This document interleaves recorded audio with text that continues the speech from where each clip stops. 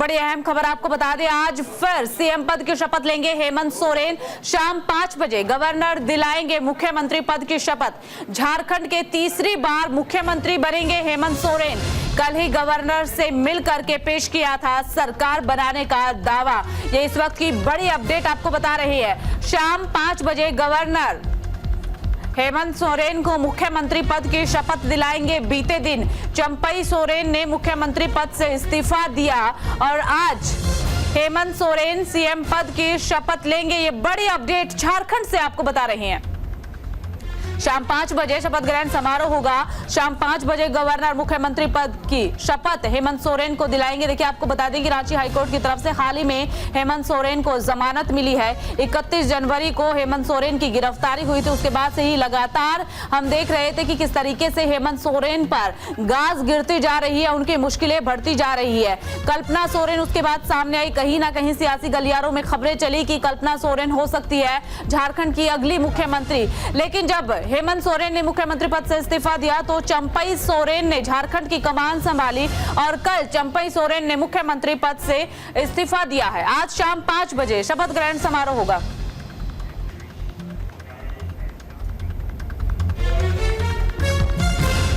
तो झारखंड के तीसरी बार मुख्यमंत्री बनेंगे हेमंत सोरेन। ये बड़ी अपडेट झारखंड से आपको बता रहे हैं। देखिए, अब आपको बता देते हैं कि फिर एक बार हेमंत सरकार बनने वाली है। तीसरी बार सीएम बनेंगे हेमंत सोरेन।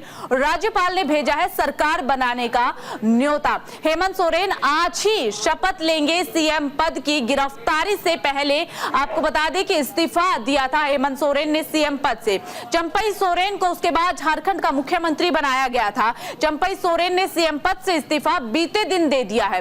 चंपई सोरेन 153 दिन तक झारखंड के मुख्यमंत्री रहे हैं। कल उन्होंने इस्तीफा दिया और आज हेमंत सोरेन मुख्यमंत्री पद की शपथ लेंगे। ये बड़ी अपडेट झारखंड से आपको आप बता रहे हैं। इसी के साथ आपको बता दें कि जब हेमंत सोरेन की गिरफ्तारी 31 तारीख को होती है, उसके बाद हेमंत सोरेन इस्तीफा दे देते हैं मुख्यमंत्री पद से और चंपई सोरेन को झारखंड की कमान दी जाती है। 153 दिन तक चंपई सोरेन ने झारखंड को बड़ी ही अच्छे ढंग से संभाला है, लेकिन कल उन्होंने इस्तीफा दे दिया। जैसे ही जेल से बाहर आते हैं हेमंत सोरेन, उसके बाद यही सवाल सियासी गलियारों में गूंज रहा था, क्या अब चंपई सोरेन झारखंड के मुख्यमंत्री बने रहेंगे या एक बार फिर से जो कमान है वो हेमंत सोरेन के हाथों में जा सकती है। इस बीच हेमंत सोरेन का बयान भी सामने आया था। हेमंत सोरेन ने कहा था कि जो झारखंड का विधानसभा चुनाव होने वाला है वो विधानसभा चुनाव हम चंपई सोरेन के नेतृत्व में ही लड़ेंगे, यानी कि मुख्यमंत्री जो है वो चंपई सोरेन ही रहेंगे। लेकिन कल अचानक से बड़ी खबर झारखंड से निकल करके सामने आती है और वो खबर ये कि चंपई सोरेन ने मुख्यमंत्री पद से इस्तीफा दे दिया है और आज एक बार फिर से झारखंड में मुख्यमंत्री पद की शपथ जो है वो हेमंत सोरेन लेंगे। तीसरी बार झारखंड के मुख्यमंत्री बनेंगे हेमंत सोरेन। शाम 5 बजे का वक्त बताया जा रहा है, यानी कि करीब अब से 1 घंटे बाद झारखंड में शपथ ग्रहण समारोह होगा, जहां पर हेमंत सोरेन सीएम पद की शपथ लेंगे। ये बड़ी अपडेट आपको बता रहे हैं। तमाम तैयारियां झारखंड में कर ली गई है। गवर्नर को सरकार बनाने का दावा भी पेश किया गया है। शाम 5 बजे का वक्त बताया जा रहा है जब राज्यपाल दिलाएंगे शपथ हेमंत सोरेन को सीएम पद की। लेकिन अभी भी सवाल यही उठ रहा है कि जब जेल से बाहर आए, रांची हाईकोर्ट की तरफ से राहत हेमंत सोरेन को मिली, उसके बाद हेमंत सोरेन का बयान सामने आना कि चंपई सोरेन ही मुख्यमंत्री रहेंगे। फिर अचानक से ऐसा क्या हुआ कि उन्होंने इस्तीफा दे दिया। चलिए, ज्यादा जानकारी के लिए और इन सवालों के जवाब तलाशने के लिए ग्राउंड जीरो का रुख करते हैं। सहयोगी राजीव मोहन हमारे साथ जुड़ चुके हैं। राजीव, सबसे पहले तो आपसे अपडेट जानना चाहेंगे।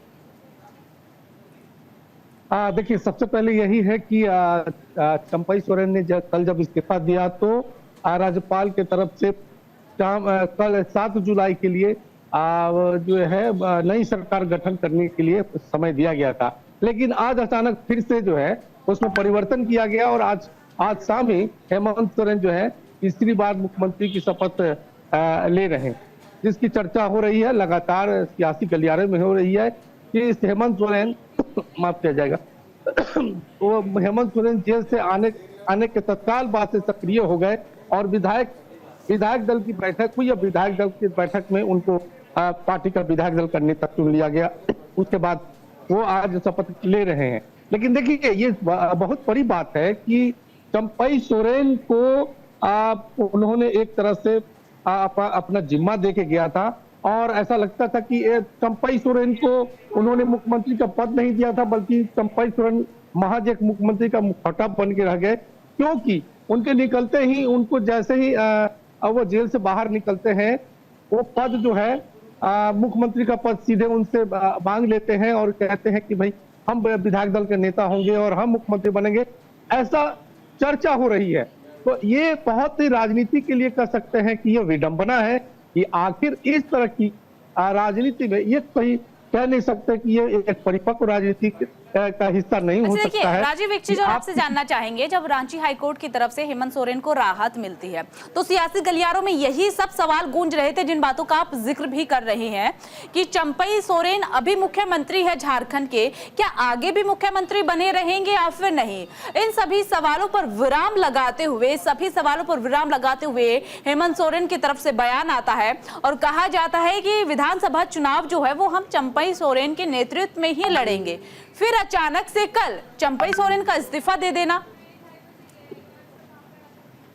देखिए ये बिल्कुल विषय जो है ये कह सकते हैं कि झारखंड की राजनीति के लिए एक बड़ी विडंबना है और कह सकते हैं कि एक महत्वाकांक्षा है और उसी महत्वाकांक्षा की पूर्ति के लिए हो सकता है हेमंत सोरेन ने ऐसा फैसला लिया है, लेकिन इससे यहाँ की राजनीति के लिए परिपक्व राजनीति नहीं कही जा रही है। और झारखंड के इतिहास में कह सकते हैं कि ये जो वाकया गुजर रहा है उसे लोग याद करेंगे, पढ़ेंगे तो निश्चित रूप से अफसोस होगा कि जब चंपई सोरेन को उन्होंने मुख्यमंत्री बनाया वो एक बेदाग नेता है, गंभीर नेता है, पार्टी के सबसे बुजुर्ग नेता है और पार्टी के प्रति उनकी लॉयल्टी है, उनमें वो क्षमता है, उनमें वो गुणवत्ता है। तो आखिर किस वजह से उनको बिना किसी वजह, देखिए ये इसमें सबसे जरूरी बात जो समझने वाली है कि चंपई सोरेन को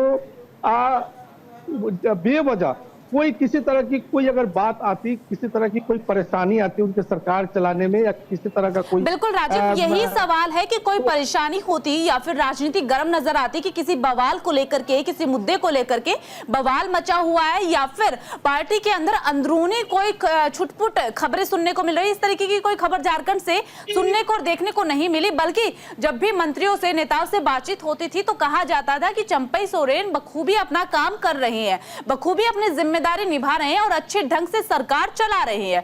फिर अचानक से ये फैसला क्यों लिया गया और क्या इस फैसले के बाद पार्टी के अंदर अंदरूनी टूट भी देखने को मिल सकती है क्या? देखिए इसमें दो बातें हैं। पहली बात यह है कि आखिर इस बात जिस तरह से हेमंत सोरेन एक बार फिर से मुख्यमंत्री की कुर्सी पे जा रहे हैं तो जनता के बीच में जाएंगे तो वो क्या जवाब देंगे, उनके पास इसका जवाब क्या होगा ये देखने वाली बात होगी। और दूसरी तरफ है जो पार्टी के अंदर लोग हैं ये समझ चुके हैं कि झारखंड में अगर जेएमएम में रहना है तो जेएम के जो बड़े नेता है, जो आला कमान है, वो जो कहेंगे उनको करना होगा। तो ये कह सकते हैं कि झारखंड की राजनीति के लिए विडंबना है। अगर किसी के अंदर ये भावना जगती है कि नहीं ये गलत है तो निश्चित तौर पर जो है कई लोग बागी हो सकते हैं, लेकिन फिलहाल ये इसकी कहीं से सूचना नहीं है, इस तरह से कहीं कोई बात नहीं निकल के आ रही है कि कोई भी पार्टी का जो विधायक है, नेता है, वो जेएमएम के खिलाफ जाए, बल्कि सभी अभी जय झारखंड की बात करते हैं। वो कहते हैं कि हेमंत सोरेन के नेतृत्व में ही सरकार चलेगी। और इवन जो चंपई सोरेन ने भी कल कहा कि वो उनको जो है मुख्यमंत्री का पद दिया गया था, उन्होंने बखूबी निभाया, लेकिन अब पार्टी चाहती है, विधायक दल गठबंधन चाहती है कि नेतृत्व परिवर्तन हो, तो उन्होंने ये जो है इस्तीफा दे दिया है। लेकिन ये उनका ये जो कहना और हेमंत सोरेन का मुख्यमंत्री बनना एक कह सकते हैं कि झारखंड की राजनीति या पूरे देश की राजनीति के लिए एक बड़ी कह सकते हैं कि बड़ा घटनाक्रम है, बड़ी विडंबना है कि अगर यही देखिए बिहार में एक बार नीतीश कुमार ने राजीव, देखिए झारखंड में जिस तरीके से एकदम से ये परिवर्तन हुआ, इसे लेकर के तमाम सवाल अभी भी लोगों के जहन में है, जनता के जहन में है और राजनीति में उठ रही है और सवालों के जवाब तलाशने की कोशिश की जा रही है। बहुत बहुत शुक्रिया राजीव आपका तमाम जानकारी साझा करने के लिए। खबरों में आगे बढ़ते हैं। 2 दिवसीय दौरे पर आंध्र प्रदेश के सीएम चंद्रबाबू नायडू रहेंगे दिल्ली।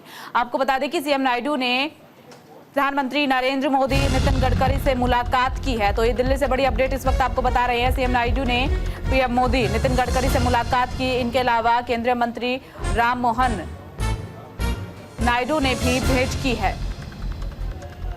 तो 2 दिवसीय दौरे पर आंध्र प्रदेश के सीएम चंद्रबाबू नायडू हैं दिल्ली। इस दौरान उन्होंने प्रधानमंत्री नरेंद्र मोदी से मुलाकात की है। ये देखिए मुलाकात की तस्वीरें आपको दिखा रहे हैं। बुके भेंट किया है पीएम नरेंद्र मोदी को। ये मुलाकात काफ़ी ज़्यादा खास रही है और न केवल पीएम नरेंद्र मोदी से मुलाकात की बल्कि आपको बता दें कि परिवहन मंत्री नितिन गडकरी से भी मुलाकात की। इनके अलावा केंद्रीय मंत्री राम मोहन नायडू से भी मुलाकात की है। ये मुलाकात अपने आप में काफ़ी ज़्यादा खास है। कई मंत्रियों से मुलाकात की है। 2 दिवसीय दौरे पर बताए जा रहे हैं कि आंध्र प्रदेश के मुख्यमंत्री दिल्ली हैं और इस दौरान कई मंत्रियों से मुलाकात करेंगे।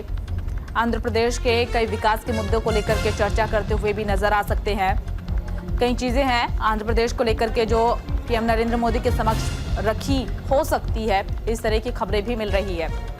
तो देखिए मुलाकात की तस्वीरें आपको दिखा रहे हैं। जब नितिन गडकरी से मुलाकात करने के लिए पहुंचे थे उन्हें कुछ गिफ्ट्स भी दिए गए। इसके अलावा बुके उन्हें भेंट किया गया और न केवल नितिन गडकरी से बल्कि प्रधानमंत्री नरेंद्र मोदी से भी मुलाकात की। और देखिए जब आंध्र प्रदेश के सीएम नितिन गडकरी से मुलाकात करने के लिए पहुंचे थे तो मुलाकात के बाद एक मैप को लेकर के कुछ चर्चा करते हुए भी नजर आए थे। कहा जा रहा है कि आंध्र प्रदेश में कनेक्टिविटी बढ़ाने को लेकर के नितिन गडकरी से मुलाकात की गई है कि आंध्र प्रदेश में विकास के लिए कनेक्टिविटी अब बढ़ाना काफ़ी ज़्यादा ज़रूरी हो गया है। आंध्र प्रदेश के विकास के लिए कनेक्टिविटी होना ज़रूरी है और नितिन गडकरी ऐसी चीज़ के लिए जाने जाते हैं कि राज्य दर राज्य जिले दर जिले को आपस में कनेक्ट उन्होंने किया है। जब से परिवहन विभाग उन्होंने संभाला है तब से लगातार नितिन गडकरी जो है देश के विकास के लिए कई बड़े कदम उठा चुके हैं। कई रोड का निर्माण करवा चुके हैं, कई सड़कों का निर्माण करवा चुके हैं। अब आंध्र प्रदेश के विकास के लिए भी, क्योंकि जब भी किसी राज्य का विकास हो उसके लिए कनेक्टिविटी काफ़ी ज़्यादा अहम हो जाती है। जब एक राज्य दूसरे राज्य से कनेक्ट होगा तो उसमें आवाजाही में काफ़ी ज़्यादा आसानी लोगों को होती है और उस चीज़ का फायदा कहीं ना कहीं राज्य के विकास में नजर आता है। तो आज नितिन गडकरी से मुलाकात के दौरान आंध्र प्रदेश की कनेक्टिविटी को लेकर के उन्होंने एक बात की है कि आंध्र प्रदेश में विकास काफ़ी ज़्यादा ज़रूरी है। कुछ सड़कें जो वहाँ की ख़राब है, कुछ रोड जो वहाँ की ख़राब है, उसे लेकर के बातचीत की गई। ना केवल नितिन गडकरी बल्कि आपको बता दें कि प्रधानमंत्री नरेंद्र मोदी से भी मुलाकात की। मुलाकात के बाद काफ़ी ज़्यादा आश्वस्त नजर आए हैं आंध्र प्रदेश के मुख्यमंत्री। देखिए तस्वीरें आपको दिखा रही है, जो तस्वीरें मुलाकात के बाद सामने आई है। पीएम नरेंद्र मोदी से मुलाकात की तस्वीर। इसके अलावा अगर नितिन गडकरी का जिक्र किया जाए तो नितिन गडकरी से मुलाकात के बाद काफ़ी ज़्यादा खुश नजर आए थे आंध्र प्रदेश के सीएम। इस बीच एक और बड़ी अपडेट आपको बता दें, मुकेश अंबानी ने सोनिया गांधी से मुलाकात की है। दिल्ली में सोनिया गांधी से मुलाकात की है। उनके आवास पर यह मुलाकात हुई है। अनंत अंबानी की शादी का न्योता दिया है सोनिया गांधी को। तो ये बड़ी अपडेट आपको बता रहे हैं, अनंत अंबानी की शादी का न्योता सोनिया गांधी को दिया गया है। सोनिया गांधी से मुलाकात करने के लिए आज पहुंचे थे। 12 जुलाई को होगी अनंत और राधिका की शादी। जामनगर में प्री वेडिंग सेलिब्रेशन हुआ था। शादी को लेकर के तमाम तरह की तैयारियां चल रही है। 12 जुलाई की तारीख का इंतजार किया जा रहा है जब अनंत अंबानी और राधिका की शादी होगी। आज दिल्ली में सोनिया गांधी से भी मुलाकात की है। अनंत अंबानी की शादी का न्योता यहां पर दिया है। मुकेश अंबानी ने मुलाकात की है। उद्योगपति मुकेश अंबानी आज सोनिया गांधी के आवास पर पहुंचे थे, उनसे मुलाकात की। और जामनगर में देखिए आपको बता दें कि प्री वेडिंग जो सेलिब्रेशन है वो जामनगर में आयोजित किया गया था। शादी को लेकर भी कई तरह की तैयारियां चल रही है। सोशल मीडिया पर हर रोज अनंत अंबानी को लेकर, राधिका को लेकर के तस्वीरें देखने को मिलती है। हाल ही में राधिका की एक तस्वीर खूब तेजी से वायरल हो रही है जिसमें कि राधिका गुलाबी कलर का लहंगा पहने हुए नजर आ रही है। काफी ज्यादा खूबसूरत राधिका लग रही है। ये तस्वीरें इन दिनों इंस्टाग्राम पर या यूं कहे एक्स पर काफी ज्यादा वायरल हो रही है और हर तरफ राधिका और अनंत अंबानी की शादी को लेकर के चर्चाएं चल रही है। 12 जुलाई को दोनों की शादी होनी है, इसे लेकर के आज सोनिया गांधी को न्योता दिया गया। इस बीच एक और बड़ी अपडेट आपको बता दें, हाथरस में आईजी रेंज शलभ माथुर ने प्रेस कॉन्फ्रेंस की है। हाथरस हादसे में 121 लोगों की जान चली गई है। आईजी रेंज शलभ माथुर ने प्रेस कॉन्फ्रेंस करके जानकारी साझा की है, जिसमें कि 2 पुरुष बताए जा रहे हैं, 112 महिलाएं बताई जा रही है, 6 बच्चे बताए जा रहे हैं, 1 बच्ची बताई जा रही है जिनकी जान चली गई है। सभी मृतकों की शिनाख्त हो चुकी है, ये भी जानकारी मिली है। 2-2 लाख की आर्थिक मदद भी दी गई है। अब तक 6 लोगों को पूरे मामले में गिरफ्तार किया जा चुका है। जांच के लिए कई टीमों का गठन किया गया है। सभी मृतकों के पोस्टमार्टम करवाए गए हैं। सभी मृतकों के शव परिवार वालों को सौंप दिए गए हैं। उत्तर प्रदेश के जनपद हाथरस में सत्संग में भगदड़ मच गई थी। उसी भगदड़ के दौरान 121 लोगों की जान चली गई है। इस पूरे मामले में आईजी रेंज शलभ माथुर ने प्रेस कॉन्फ्रेंस कर ये बताया कि इस पूरी भगदड़ के दौरान 121 लोगों ने दम तोड़ दिया है, जिसमें कि 6 लोगों को फिलहाल गिरफ्तार किया जा चुका है। मामले की आगे भी जांच जारी है। कई गिरफ्तारियां और होने की उम्मीद की जा रही है। 2 महिलाओं की गिरफ्तारी भी हुई है। सभी गिरफ्तार व्यक्ति कार्यक्रम के आयोजन समिति में पहले भी कई कार्यक्रम में आयोजक रहे हैं और इस दौरान जब हाथरस में जो आयोजन किया गया उसमें भी शामिल थे। आपको इसी के साथ ये भी बता दें कि आयोजकों ने बाबा के बारे में बताया कि कई मान्यताएं हैं। आईजी ने पीसी में ये भी बताया कि बाबा कार्यक्रम में वीडियोग्राफी नहीं करने देते थे। कार्यक्रम आयोजक मुख्य आरोपी वेद प्रकाश मधुकर पर 1 लाख का इनाम भी घोषित किया गया है। बाबा के आपराधिक इतिहास की जानकारी भी दी जा रही है। जैसा कि आप लोगों को विदित है, इस घटना के संबंध में ऑनरेबल पीएमओ द्वारा 2 लाख रुपए की धनराशि और माननीय उत्तर प्रदेश शासन द्वारा 2 लाख रुपए की धनराशि जो मृतक है उनको दी गई है। माननीय राज्य सरकार द्वारा घटना की विस्तार पूर्वक जांच हेतु माननीय न्यायमूर्ति श्री ब्रजेश कुमार श्रीवास्तव जी सर के नेतृत्व में, जो सेवानिवृत्त माननीय उच्च न्यायालय की अध्यक्षता में श्री हेमंत राव सर जो कि रिटायर्ड आईएएस ऑफिसर हैं और श्री भावेश सर जो कि रिटायर्ड आईपीएस ऑफिसर हैं, उनकी सदस्यता में समिति गठित की गई है। इस संदर्भ में थाना सिकंदर हाउस में 2/7/2024 को अभियोग पंजीकृत किया गया था, जो कि भारतीय न्याय संहिता की धारा 105, 110, 126(2), 223 और 238 के अंदर पंजीकृत किया गया। घटना की विवेचना को 2/7 तारीख को ही पुलिस अधीक्षक महोदय द्वारा राम प्रवेश राय क्षेत्राधिकारी नगर को स्थानांतरित किया गया और इनके साथ एक सह विवेचक के रूप में थाना प्रभारी कोतवाली विजय कुमार को सह विवेचक नियुक्त किया गया। विवेचना प्रारंभ करते हुए 6 लोगों की अभी गिरफ्तारी की गई है।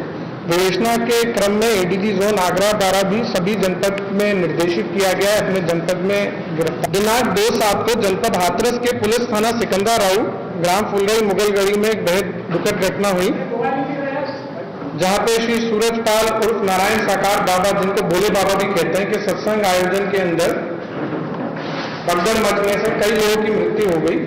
टोटल मृतकों की संख्या 121 है, जिसमें 2 पुरुष, 112 महिलाएं, 6 बच्चे और 1 बच्ची हैं। 121 जो मृतक हैं उन सभी की शिनाख्त हो चुकी है और पोस्टमार्टम की प्रक्रिया, जैसा जिलाधिकारी महोदय ने बताया, सभी की पूरी हो चुकी है।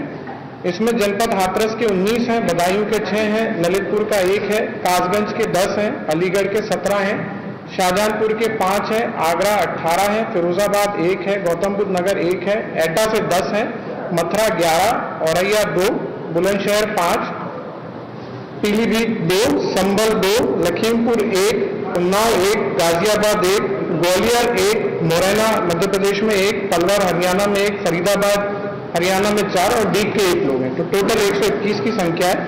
घटना की सूचना होते ही वरिष्ठ अधिकारियों को संज्ञानित होते हुए तत्काल मौके पर पहुंचे और जनपद के सभी अधिकारियों के द्वारा जो प्रथम दृष्टया हम लोग के द्वारा जो काम चालू किया गया, वो युद्ध स्तर पर बचाव और राहत कार्य प्रारंभ किया और प्राथमिकता पे घायलों का इलाज कराना, समुचित इलाज कराना और मृतकों की शिनाख्त में पोस्टमार्टम अतिशीघ्र करा के सम्मानपूर्वक प्रक्रिया से मृतकों के शव परिजनों को सुपुर्द करने की कार्रवाई की गई। फिलहाल इस बुलेटिन में सिर्फ इतना ही। बाकी तमाम बड़ी खबरों के लिए बने रहिए न्यूज़ इंडिया के साथ।